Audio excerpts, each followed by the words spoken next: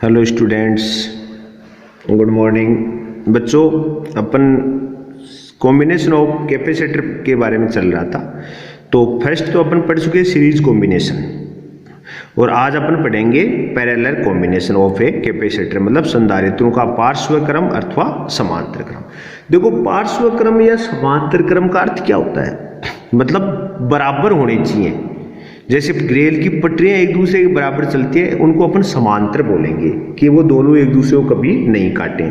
तो ऐसे ही यहाँ पर पार्श्व क्रम संयोजन का अर्थ है कि खूब सारे संधारित्र हैं। ऐसे मान लो, जैसे अपन 3 का उदाहरण लेके चलते हैं, एक संधारित्र, 2 संधारित्र, ठीक है, और तीसरा संधारित्र। 3 संधारित्र ले लिए, ठीक है। इन पर एक इसकी plate plus plus minus minus plus, ये हो गया माइनस प्लस, ठीक है। तीनों की धारिताएं अलग अलग ले ली अपन ने, ठीक है। इसकी धारिता कोई C1 है, इसकी धारिता C2 है, इसकी धारिता C3। पार्श्व क्रम संयोजन का अर्थ है इन सब का इनपुट एक ही जगह होगा। इनपुट का अर्थ जानते हो कि इन सबको प्लस वाले तार हैं, जो प्लस वाले प्लेट से जो जुड़ा हुआ तार है, वो सब एक ही बिंदु से आएंगे, और ऐसे ही माइनस वाले जो तार हैं वो भी सारे एक ही बिंदु से आएंगे, ठीक है। तो समांतर क्रम के संयोजन की खासियत होती है क्या, कि इनके इनपुट मतलब निवेशी सिरे जितने भी जुड़े उनका एक होगा, निर्गत सिरे भी एक होंगे। जैसे अपन ने C1, C2, C3 अलग अलग संधारित्र हैं, लेकिन सबका निवेशी सिरा कौन है? X, और निर्गत सिरा मान लिया Y मान लो, ठीक है। आप उल्टा भी कर सकते हो, इसको निवेशी इसको निर्गत मान सकते हो। पहली बात, श्रेणी क्रम के अंदर अब सब संधारित्रों का अगर निवेशी सिरा सेम है तो वोल्टेज सबके लिए क्या होगा? समान। इस कारण इस पर भी वोल्टेज भी मानेंगे, इस पर भी वोल्टेज भी, इस पर भी वोल्टेज भी। क्यों? विभवांतर हमेशा 2 बिंदुओं के बीच में होता है। तो आप देखो, तीनों संधारित्रों के लिए सबके लिए पॉइंट तो क्या है? सेम। तो सबके लिए वोल्टेज क्या रहेगा? सेम रहेगा, ठीक है। अब वोल्टेज सेम रहेगा तो धाराएं क्या होंगी? अलग अलग। तो इस पर आवेश कोई Q1 होगा, तो इस पर आवेश क्या होगा? Q2, ठीक है। और इस पर कोई आवेश मान लिया अपन ने Q3, तो उसका सीरीज का अपोजिट हो गया। मतलब क्या हो गया? फर्स्ट बात, समांतर क्रम में विभव, समांतर क्रम में विभव का मान समान होता है, समान होता है सभी संधारित्रों के लिए, ठीक है। तो के लिए, तो उसके अंदर क्या था? अपने श्रेणी में क्या पढ़ा था? श्रेणी में पढ़ा था कि यहां पर विभव का मान क्या था? अलग अलग। लेकिन यहां पर अपन क्या पढ़ रहे हैं कि समांतर क्रम में अंदर क्या होता है कि विभव का मान सबके लिए क्या होता है? सेम। इसी कारण अपने C1, C2, C3 तीनों संधारित्रों पर वोल्टेज सेम दिखाया V। पहली बात। दूसरी बात कि समांतर क्रम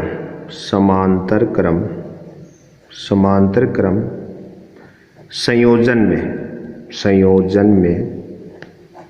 में विद्युत धारा व आवेश का मान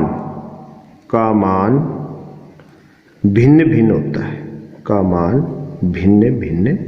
होता है। श्रेणी में क्या था? समान था, लेकिन यहां पर क्या है? उल्टा है। तो श्रेणी समांतर एक दूसरे उल्टे होते हैं। तो समांतर क्रम में क्या होगा? विद्युत धारा का मान क्या रहेगा, या आवेश का मान तो क्या रहेगा? अलग अलग, और वोल्टेज का मान क्या रहेगा? सेम रहेगा, ठीक है। अब देखो, आपने ये सर्किट आपके सामने, इस सर्किट में आप देख रहे हो कि Q1, Q2, Q3 अलग अलग आवेशों के ऐसे 3 संधारित्र क्या है? समांतर क्रम में जुड़े। तो अपन कह सकते हैं परिपथ का कुल आवेश, यहां पर किसकी बात कर लें? कुल आवेश। तो कुल आवेश क्या होगा? आवेश भी क्या है? स्केलर क्वांटिटी, अदिश राशि है। और अदिश राशि को अगर कुल याद करना हो तो अपन क्या करते हैं? हमेशा बीजगणितीय योग। तो Q = क्या हो जाएगा? Q1 + Q2 + Q3। अपन ने कुल आवेश ज्ञात करने के लिए अपन ने क्या कर दिया? अलग अलग आवेशों के लिए Q1, Q2, Q3 जो भी आवेश माने हैं अपन ने उनका क्या कर लिया? बीजगणितीय। अब वही चीज परिभाषा किसकी बात कर रहे हैं? धारिता की परिभाषा। तो तो क्या था धारिता की परिभाषा, Q इज इक्वल टू क्या होता है CV। ये संबंध अपने संधारित्र सिद्धांत कह सकते हो आप इसको, संधारित्र सिद्धांत में पढ़ चुके हैं। Q इज इक्वल टू क्या होता है CV। आई इसी से अपन ने क्या निकाली थी, धारिता की परिभाषा भी निकाली थी। तो Q is equal to CV है, तो इस संबंध से अगर बात करें तो Q इज इक्वल टू तो हो गया CV, और Q1 इज इक्वल टू हो गया C1V, Q2 is equal to हो जाएगा C2V, Q3 is equal to हो जाएगा C3V। क्यों? क्योंकि आपको समझ में आ गया होगा कि संधारित्रों की धारिताएं तो अलग अलग हैं सबकी, C1, C2, C3, लेकिन समांतर क्रम संयोजन के अंदर वोल्टेज की वैल्यू क्या रहती है, सेम। इस कारण Q1 हो जाएगा वो C1V हो जाएगा, Q2 C2V, Q3 C3V। किस संबंध से प्राप्त कर लिया आपने, Q is equal to CV। अपन कहते हैं भाई Q,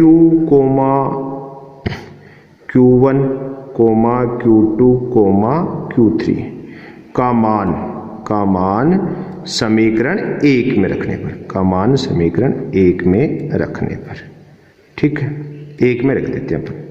1 में रखेंगे तो आप बताओ क्या हो जाएगा, CV is equal to C1V plus C2V plus C3V।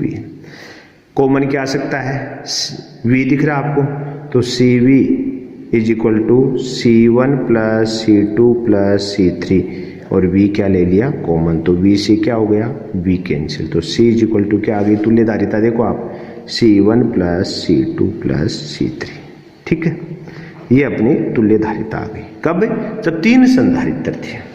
अब वही बात, यदि n संधारित्र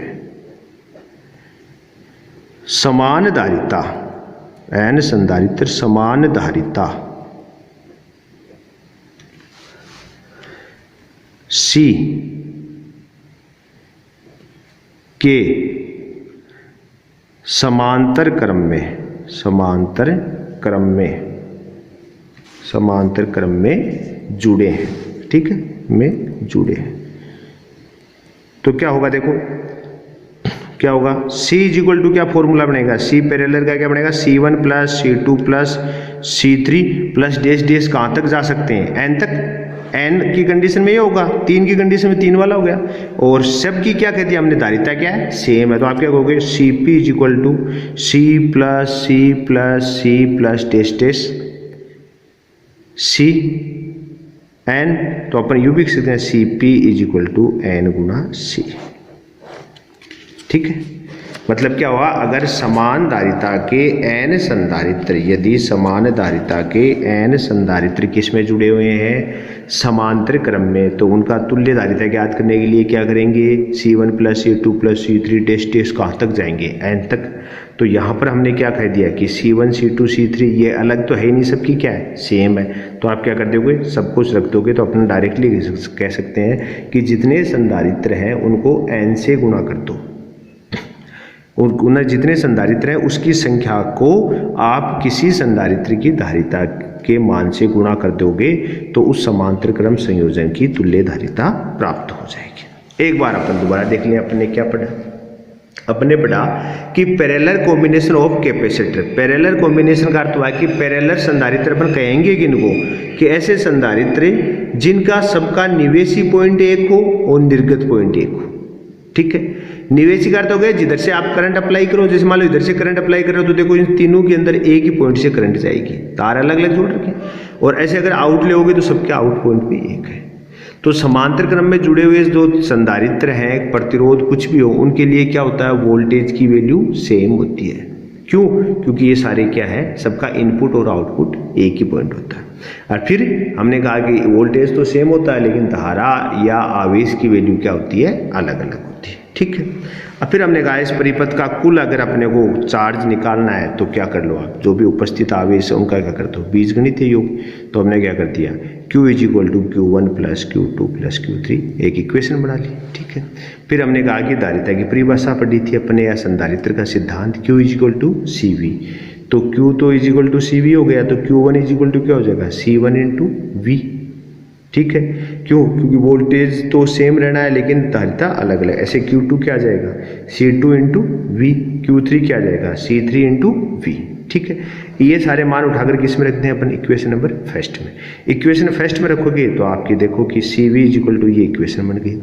अब इसमें से वोल्टेज वी को कॉमन ले सकते हैं, कॉमन लेके अपन ने कैंसिल कर दिया, तो समांतर क्रम संयोजन की तुल्यधारिता का फॉर्मूला आ गया C1 plus C2 plus C3 dash dash. ठीक है, हमने कहा कि अगर n संधारित्र जुड़े हो तो क्या हो जाएगा, फॉर्मूला कहाँ तक आगे एक्सटेंड कर देंगे अपन, n तक। ठीक है, और हमने कहा कि अगर n संधारित्र सेम धारिता के जुड़े हुए हैं तो क्या हो जाएगा, C1 C2 C3 सबकी जगह क्या आएगा, CC, और इसको हम शॉर्ट में लिख सकते हैं कि n गुणा C, मतलब एक संधारित्र की धारिता को संधारित्र की संख्या से गुणा कर दें तो तुल्य धारिता प्राप्त हो जाएगी। तो ये है समांतर क्रम संयोजन संधारित्र का। ठीक है, अब देखो इसके अंदर भी कुछ इसके भी स्पेशल इफेक्ट पढ़ लेते हैं अपन। तो वही मुख्य तथ्य जिनसे विशेष जो है, तो उनसे क्या आपको क्वेश्चन करने में इजी रहेगा, सोल्व आसानी से हो जाएंगे। तो अपन लिखेंगे विशेष तथ्य, विशेष तथ्य तो जो समांतर क्रम में लागू होंगे। ठीक है, फर्स्ट पहला तथ्य तो वही समांतर क्रम संयोजन, समांतर क्रम संयोजन, समांतर क्रम संयोजन में प्रत्येक संधारित्र में, प्रत्येक संधारित्र, समांतर क्रम संयोजन में प्रत्येक संधारित्र का विभवांतर, का विभवांतर समान होता है, समान होता है, जिसका मान, जिसका मान, जिसका मान बैटरी के विभवांतर, के विभवांतर के तुल्य होता है, के तुल्य होता है। कैसे होगा, देखो जैसे आपने अलग अलग संधारित्र जोड़ लिया ऐसे, इन सबको आप जोड़ दो ऐसे, तो इनको कहेंगे किसी बैटरी से जोड़ोगे ना ऐसे, तो देखो प्लस माइनस, तो ये plus plus plus minus minus minus, तो इन सब के लिए इनपुट पॉइंट देखो ए और बी हो गए। तो ए बी पर वोल्टेज क्या होगा, जो आप बैटरी यहाँ पर अप्लाई करिए यही तो वोल्टेज होगा। इस कारण समांतर क्रम में प्रत्येक संधारित्र के लिए वोल्टेज का मान तो समान होगा, और उस वोल्टेज की वैल्यू भी किसके इक्वल होगी, कि जो आपने इस पर आरोपित वोल्टता कर रखी है, या जो बैटरी से, जिस बैटरी से आपने इसको जोड़ रखा है। ठीक है, तो ये चीज ध्यान रखिएगा, ये थोड़ा सा आपको, जिसका मान बैटरी के विभवांतर के तुल्य होता है, पहली बात। और अपर बात करें अगर अनुपात लें तो इस पर भी वोल्टेज V V V, धारिता इसकी C1 C2 C3 ले लो, तो आप अनुपात लोगे तो वोल्टेज का V1 अनुपात V2 अनुपात V3, तो किसके इक्वल आएगा, 1 अनुपात 1 अनुपात 1। मतलब समांतर क्रम संयोजन में विभवों का अनुपात क्या होता है, 1 अनुपात 1 अनुपात 1। और श्रेणी क्रम में एक किसका आया था, आवेश का, क्योंकि श्रेणी में आवेश सेम होता है और समांतर में विभव सेम होता है, पहली बात। ठीक है, अच्छा समांतर क्रम संयोजन का अपन जानते हैं, समांतर क्रम, समांतर क्रम संयोजन, संयोजन का उपयोग, का उपयोग धारिता बढ़ाने में करते हैं, बढ़ाने के लिए किया जाता है, के लिए किया जाता है। ठीक है, मतलब अगर आपको धारिता बढ़ानी है, जैसे दो तीन टाइप के, दो तीन संधारित्र है, जैसे एक दो 5 फैरेड का, एक 10 फैरेड का, एक 20 फैरेड का है। अब आप भी जानते हो कि अगर आपको ज्यादा धारिता चाहिए तो उस स्थिति में आप उन तीनों संधारित्रों को किस में जोड़ दें, समांतर क्रम में। क्यों, क्योंकि पैरेलल में Cp इज इक्वल टू क्या होता है, C1 plus C2 plus C3। तो आप देख रहे हो कि इसके अंदर तो क्या आएगा, आप जैसे जैसे धारिता बढ़ाओगे जुड़ती जाएंगी, और जो संयोजन का की परिणामी धारिता क्या हो जाएगी, बढ़ जाएगी। इस कारण समांतर क्रम संयोजन जो है उसका उपयोग हमेशा किसके रूप में करते हैं अपन, धारिता को बढ़ाने के लिए किया जाता है। ठीक है, थर्ड वो कंडीशन लगाएं इसके अंदर क्या, कि यदि किसी संधारित्र, यदि किसी संधारित्र, यदि किसी संधारित्र की प्लेटों के मध्य के बीच, या मध्य के बीच समान क्षेत्रफल के बीच समान क्षेत्रफल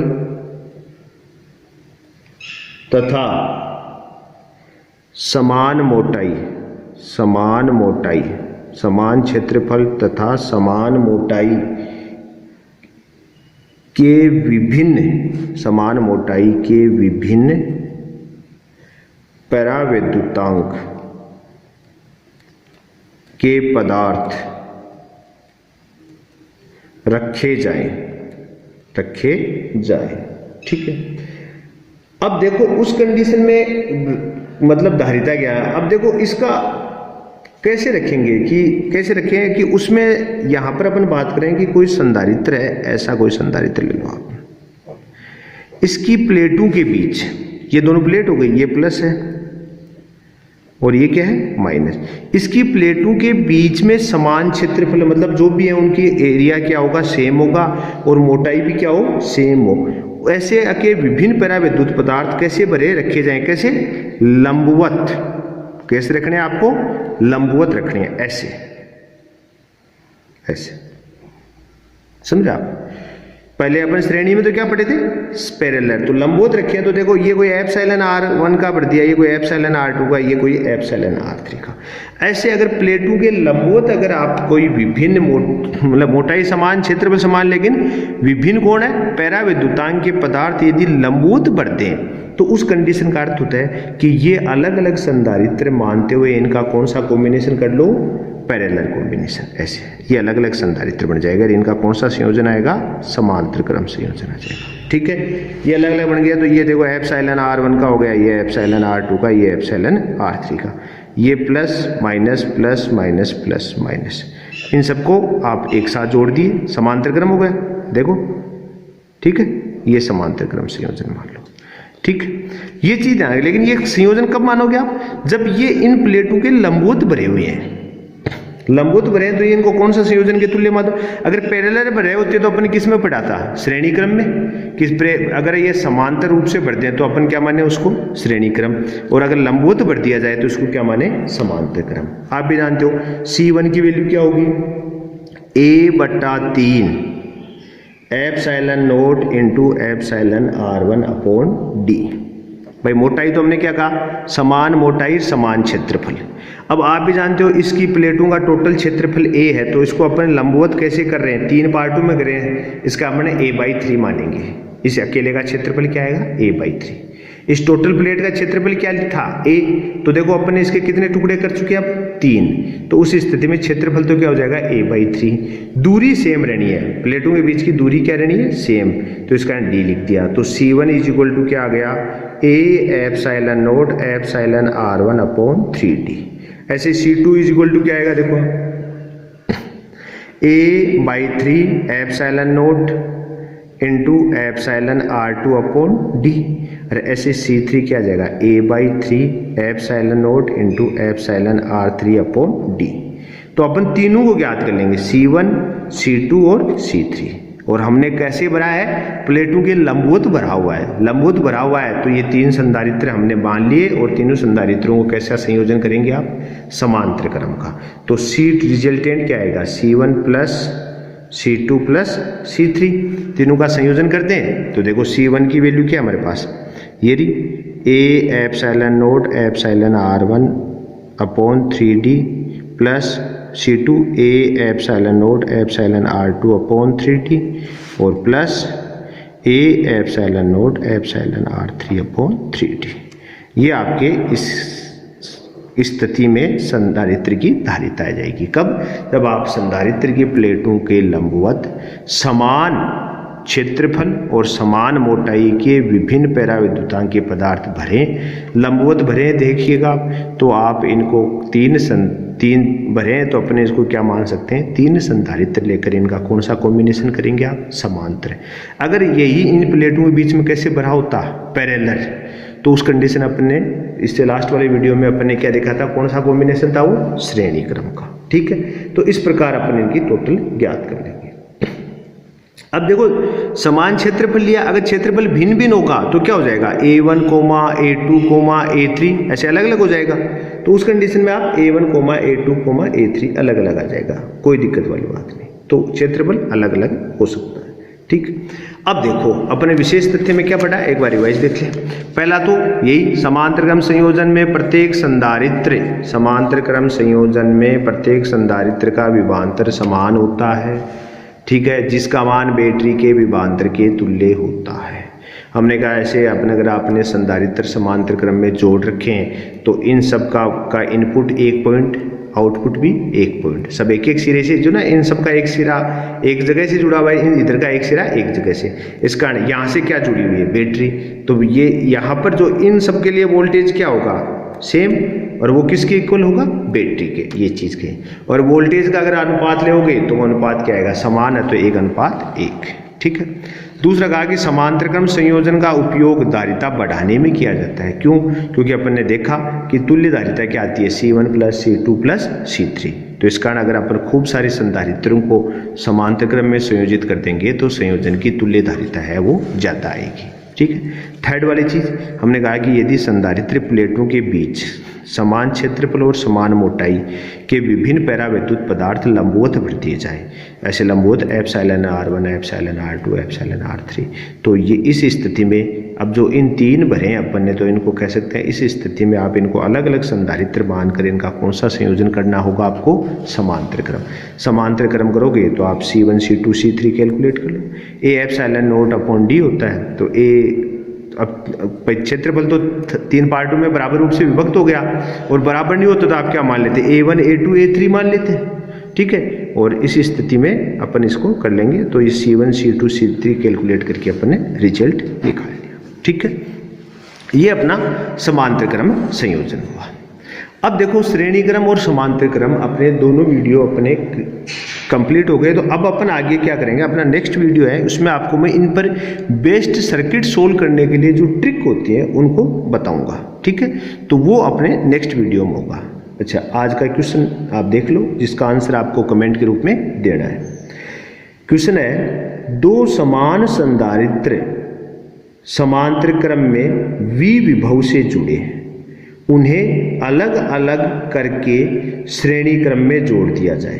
क्या कहा, दो समान संधारित्र क्या है, समांतर क्रम में जुड़े, किससे, V वोल्टेज से। वैसे भी आप जानते हो वोल्टेज सेम ही होता है समांतर में, उनको अगर अलग अलग करके अपने किस में जोड़ दें, श्रेणी क्रम में, तो क्या होगा। ऑप्शन ए, मुक्त प्लेटों पर विभव दुगुना हो जाएगा। बी, मुक्त प्लेटों पर आवेश बढ़ेगा। सी, संपर्क में जो प्लेटें हैं उन पर आवेश समाप्त हो जाएगा। डी, तंत्र में ऊर्जा अधिक हो जाएगी, अधिक इकट्ठी हो जाएगी। आप जो अपन ने पढ़ा है श्रेणी और समांतर, उसको आप डीपली देखकर आप इसका आंसर कमेंट के रूप में बताएं। ठीक है, थैंक्स आज के लिए। नेक्स्ट वीडियो है वो अपना सीरीज और पैरेलल कॉम्बिनेशन पर सर्किट सोल्व करने की ट्रिक पर आधारित होगा, तो आप उसको ज़रूर देखें, जिससे आपको इस पे जो भी सर्किट के क्वेश्चन आते हैं वो सोल्व कर सकें। और एक चीज़ और है, आप भी जानते हो सीरीज और पैरेलल कोई भी एग्जाम हो हमेशा क्वेश्चन आएंगे ही। अभी तो कैपेसिटर है, फिर सीरीज आपको पता है कि इसमें रेजिस्टेंस में भी आएगी और सेल में भी आएगी। तो यहाँ पर अगर अपन क्लियर कर लेंगे तो आगे अपने कुछ और कम आएगा। ठीक है, धन्यवाद।